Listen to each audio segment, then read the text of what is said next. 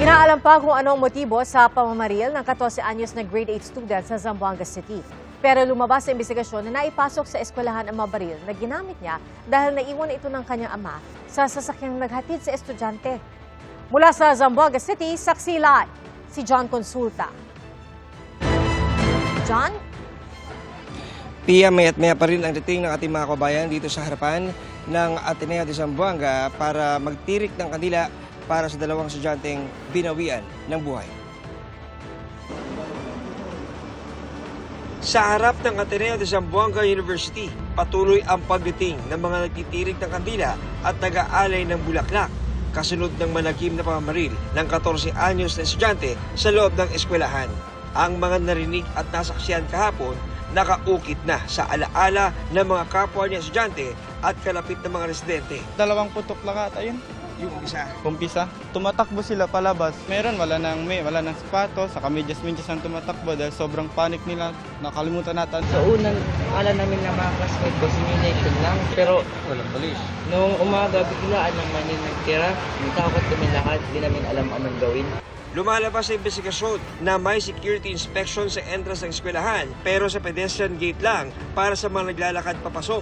Nakasasakyan pumasok ang estudyanteng namaril kaya hindi dumaan sa inspeksyon. So they have to review and they have to reformat their security measures. Inihatid umano ang binatilyo ng driver ng kanyang amang customs personnel sa Port of Zamboanga. Naiwan daw ng ama ang kanyang mga baril sa loob ng sasakyan. At pagbaba ng bata sa basement ng eskwelahan, dala na niya ang mga ito. Dapat dyan, equally responsible ang gun owner. I-issued ng customs sa ama ng shooter ang isa sa mga ginamit sa pamamaril. Personal na armas naman ng ama ang isa pang ginamit. Hindi bababa sa 7 bala ang ipinutok ng shooter gamit ang caliber 40 at 9mm pistol ayon sa PNP. 70 araw na suspendido ang ama ng shooter. Umiiyak at humihingi umano siya ng pasensya nang nakausap ni Customs Commissioner Ariel Nepomuceno. Obvious naman na pabayaan niya yung baril niya. So titingnan natin kung ano yung maximum na pwede. Kasi gross neglect talaga yan. Ang maximum doon, dismissible offense talaga yan. Hindi pa masabi ng mga otoridad kung sadyang tinarget ang nasawing 15 anyos na grade 10 student o kung nagkataon lang humiling ng privacy ang nagluluksang pamilya ng binatilyo at tumanggi magbigay ng panayam. Isa pang estudyante ang nataprisan ng bala. Ang namaril na estudyante na ilibing na kaninang umaga. We're looking into the friends, we're looking into family, we're looking into his habits. And we're looking at the physical evidence like the firearms, paano ginamit. Ayon sa mga otoridad, may mga indikasyong na-impluwensyahan ang shooter ng online gaming platform na Roblox. Sa mga chat group umano ng platform, nangyayari ang mga pagkaplano ng karahasan. Parang na-radicalize talaga yung bata. The child, according to reports, was a very exceptional student. Number 1 in his class. So, never had behavioral problems. So, we are going to go through all of his gadgets para ma-ascertain namin na talagang ginamit niya yung Roblox para dito. Nakikipag-ugnayan na ang PNP sa mga social media platform para alisin o i-take down ang mga video at litratong may kaugnayan sa pamamaril para hindi na kumalat pa. Umapila rin ang DILG sa Kongreso na magpasa ng batas na magbibigay ng mas mabigat na parusa sa mga gun owner kapag nagamit ng iba ang kanilang baril sa krimen. Andito po ang PNP. We will keep you safe. We will do everything. Nagsasagawa na ng post-trauma informed care ang DSWD sa mga nasaktan pati sa buong komunidad ng paaralan. Maaring physically walang galos, walang injury, pero yung dala-dala nilang trauma, yun yung dapat nating subaybayan. Kaya nga sabi ko, lahat ng mga kabataan dito na nag-aaral sa Ateneo, pati yung mga pamilya, pati yung mga guro, nakikisimpatya kami sa kanila kasi lahat sila biktima. Nakipagpulong naman si Education Secretary Sonny Angara sa mga leader ng Ateneo de Zamboanga para mapag-aralan ang mga dapat gawing aksyon para mapigilan ang karahasan sa mga eskwelahan. Ang malungkot dito, hindi natin akalain talaga na mangyayari dito sa estudyante. Tinatanong namin yung kanyang mga teacher, parang hindi naman siya problemado. Although nagbibiro siya minsan na galit siya sa kanyang mga kasama. Parang akala ng mga kamag-anak niya, biro-biro lang. Kami naman po ay constant na nakikipag-coordinate sa kanila. Nagpapakita ng aming sincerity na mabigyan po ng hustisya ang biktima natin. Bumisita si Vice President Sara Duterte sa pamilya ng biktima ngayong araw. Kabilang daw sa tinalakay nila ang mga pwedeng gawin para sa proteksyon ng mga mag-aaral. Dinalaw rin ng bise ang mga nakaligtas sa pamaril. Sabi ng bise, mahalaga ang monitoring sa mga estudyante at personnel ng mga paaralan. Pero kung pabor ba siyang iban ang mga minor de edad sa social media? Ang pagbaban kasi dapat nandito sa side ng provider no? So kung gagawa tayo ng batas, dapat ipagbawal natin doon sa mga platforms na mag-register yung mga minors doon sa kanila.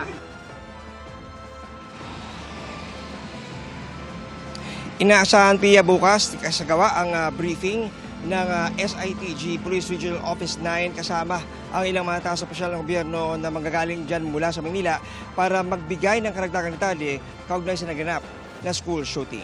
Live mula rito sa Zamboanga City, ako si John Consulta, ang inyong naging saksi. Gusto ni Vice President Sara Duterte na pabilisin ang proseso ng impeachment trial. Gusto lang sana namin ay mapabilis yung proseso dahil hindi pwedeng tumatagal yung proseso natin na nag-iisip yung mga tao na ano ba, totoo ba may ginawang masama, hindi ba totoo yung mga akusasyon. So dapat mabilis yung proseso kasi nga, diba, sa ating konstitusyon nandyan yung speedy administration. Nang tanungin kung ang pagdalo ba niya ay makakatulong para mapabilis ang paglilitis, sagot ng Vice Presidente, hindi totoong kailangan ang kanyang presensya sa paglilitis dahil kinakatawan naman siya ng kanyang mga abogado. Hindi naman ako abogado para sa impeachment court. So wala akong matutulong doon sa proseso ng pag-present ng witness, pag-cross-examine ng witness. Lahat yun ay trabaho na abogado. At yun yung participation at appearance ko doon. Naniniwala naman ang kampo ng pangalawang Pangulo na malakas ang kanilang reklamo laban kay Ramil Madriaga, ang umano'y bagman ni Vice President Duterte. Ang kay Attorney Paolo Panelo, kaya sila naghain ng pangalawang reklamong perjury noong Lunes laban kay Madriaga ay para gawing airtight ang reklamo.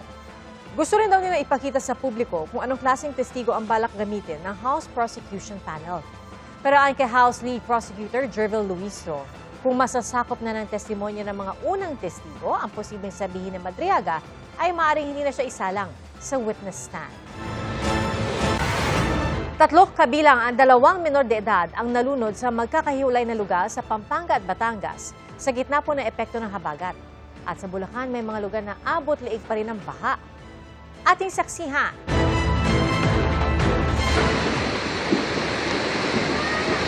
Pasado alas 6 ng umaga kahapon, ganito kalakas ang agos ng baha sa Barangay Solo, Mabini, Batangas. Ang laki, ano? Kanina walang mga patay. Wala yan kanina dyan. Ayon sa uploader, katabi ng creek ang kanilang bahay. Daanan daw ng baha ang nakunan niya ng video na kadalasan ay tuyo kapag walang ulan. Pero dahil walang humpay ang mga pag-ulan mula nitong Lunes, tumaas ang tubig. Sa Barangay Anilao East, patay ang 11 anyos na bata matapos tangayin ng rumagasang baha kahapon.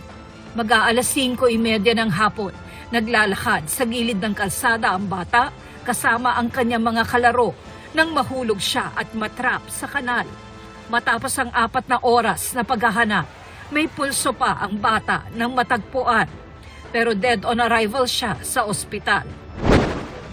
2 insidente rin ng pagkalunod ang naitala sa Apalit, Pampanga. Sa Barangay Colhante, nalunod ang 19 anyos na lalaki. Naliligo yung mga bata, 4 sila. Napunta sila dun sa malalim, hindi marunong lumangoy yata yung mga kasama niya. Kung nakakuha namin, ano na rin, matagal na eh. Almost an hour na underwater yung body ng bata. Sa Balukok Bypass, nalunod ang 14 anyos na binatilyo matapos masipsip ng malakas na agos sa concrete pipe. Alas 8 ng umaga na magpunta sa lugar ang biktima kasama ang mga kaibigan para magbisikleta. Habang naroon, napunta umano ang bata sa bahagi ng tubig kung saan nahigop siya papasok ng concrete pipe ng mini dam sa lugar. Siguro nainganyo, maraming naliligo, nakiligo na rin. Mabilis ang agos kasi. Tila nilamon naman ng rumaragas ang ilog ang Pampang sa bahaging ito ng umapaw na Santa Fe River sa San Marcelino, Zambales. Pinasok ng tubig ang Barangay Hall. Umabot sa 2 hanggang 4 na talampakan ang baha sa loob nito. Nasa 800 residente ng barangay ang isolated mula pa noong August 9 matapos masira ang bahagi ng dike at matangay ang isang tulay. Binahari ang iba pang bahagi ng lalawigan. Sa Olongapo City, mahigit 1,000 residente ang nananatili sa 10 evacuation center. Inilikas sila matapos umabot sa spilling level ang tubig sa ilalim ng 3 tulay sa lungsod nitong Lunes ng hapon. Sa Bulacan, 139 na barangay ang baha pa rin. Isa sa pinakaapektado ang barangay Sapang Bayan sa Kalumpit kung saan 50 pamilya ang inilikas. Bangka ang gamit ng mga residente para makatawid sa abot leeg na baha. Tumataas. Tumataas po. Takot kayo? Siyempre po. Mula umaga hanggang gabi, namamasada ang mga bangkero. Magkano kinikita nyo sa maghapong ganyan? Maybe, minsan 300, 400. Pagka malakas ang pasada. Ayon sa barangay, pinaghalong ulan, high tide at pagbaba ng tubig mula sa Pampanga at Nueva Ecija ang dahilan ng baha sa kanilang lugar. Panawagan lang po namin sa mahal nating Pangulo, may pagpatuloy po yung mga flood control, maliayos, maitama. Halos 5,000 residente ang nasa evacuation center sa buong lalawigan. Nadagdagan naman ang mga lugar sa Pangasinan na nasa state of calamity dahil sa epekto ng mga nagdaang sama ng panahon. Bukod sa Dagupan City, Mangaldan at Santa Barbara na nauna na nagdeklara, state of calamity na rin sa Bugalyon. Sa Calasiao, muling umapaw ang Marusay River dahil sa malakas na ulan mula pa noong Lunes. Dahil dito, balik evacuation center ang mga residente. Ayon sa MDRRMO, 50 pamilya, katumbas ng 177 na residente ang nasa Calasiao Sports Complex. Ako si Tina Panganiban Perez, ang inyong saksi. Binawi ng nagpakilalang dating bodyguard ni dating Congressman Zaldico na si Orly Gutesa ang kanyang naunang alegasyon na naghatid siya ng mali-maletang pera kay dating House Speaker Martin Romualdez. Sa kanya pong bagong salaysay, sinabi ni Gutesa na sina Senator Rodante Marcoleta at dating Congressman Mike Defensor ang may pakana-umano ng kanyang naunang affidavit.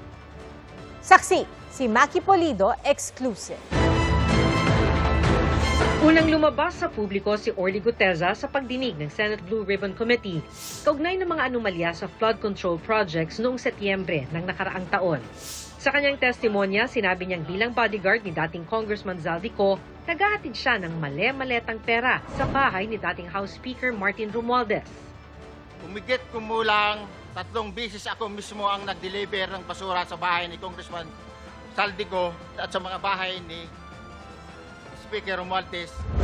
Si Senador Rodante Marcoleta ang nagharap sa pagdinig kay Gutesa na inilapit daw ng kaibigang si dating Congressman Mike Defensor.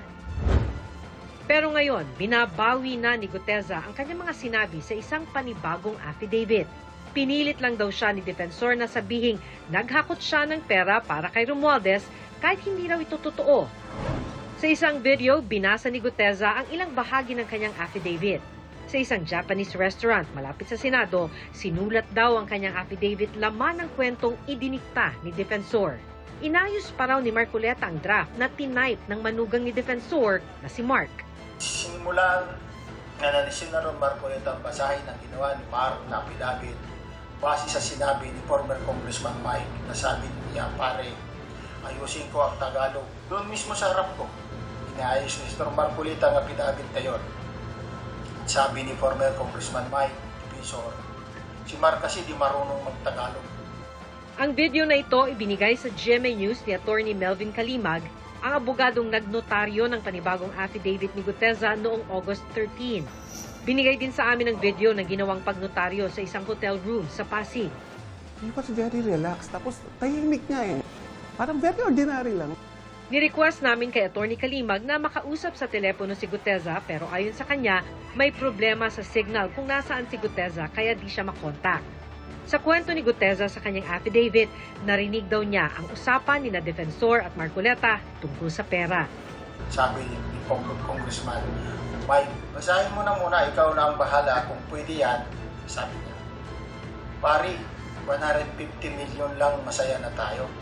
At ang matapos siyang basahin ng affidavit, sabi niya, ito na yung missing link na hinahanap natin kasi puro sila Saldico at ikaw lang ang makapagbabanggit kay former Speaker Martin na di-deliver ng pera. Pinangakuan daw siya ng pera at scholarship sa mga anak. Pinilit niya sa akin na ako na lang sabay sabi na basahin mo lang yan at mababayaran mo naman. Ako ay napilitan na sabihin para sa kanya, sige po sir, ito ang paraan para makatulong ako. Magawa ko dyan sir. Kaya lang sir, inaalala ko lang ang pag-aaral ng mga anak ko. Nag-promise ng CAS at educational scholar si former Congressman Mike Defensor. Kinabukasan, bago sumalang sa Senate Blue Ribbon Committee hearing, kinausap pa raw siya ni Marcoleta at sinabihang huwag lilihis sa nakahandang affidavit. Kaya nang mag-adlib daw siya sa pagsalang sa hearing, napagalitan pa siya ni Marcoleta. Ulit-ulit na sinasabi na voluntaryo ang aking gagawin at tinuturuan niya ako na kung ano lang ang nakalagay sa affidavit na ginawa ni Marag na asawa ng anak ni former Congressman Mike Defensor. Yan lang mag-focus. Sinagot ko, opo sir. Pagkatapos ng Senate hearing, hindi na raw siya muling kinontak ni na Defensor at Marcoleta. Doon ko natansya na ginamit lang talaga nila ako sapagkat huli na ang lahat ng mga pangyayari at ako'y lubos na nagsisisi. Sinusubukan pa naming kunan ng pahayag sina Marcoleta at Defensor. Ang binabawi ngayong salaysay ni Guteza, bahagi ng mga ebidensyang pinag-aaralan ng Ombudsman para sa posibleng isampang reklamo laban kay dating Speaker Romualdez. Bukod kay Guteza, nag-recant na rin ang 3 niyang kasamahang bodyguard na may affidavit na hawak ng Ombudsman. Hiningan namin ang Ombudsman ng reaksyon pati na kung ano ang epekto nito sa case build-up laban kay Romualdez. Pero hinihintay pa nilang magkakopya ng affidavit ni Guteza bago sila makapagbibigay ng komento. Ako si Maki Pulido, ang inyong saksi.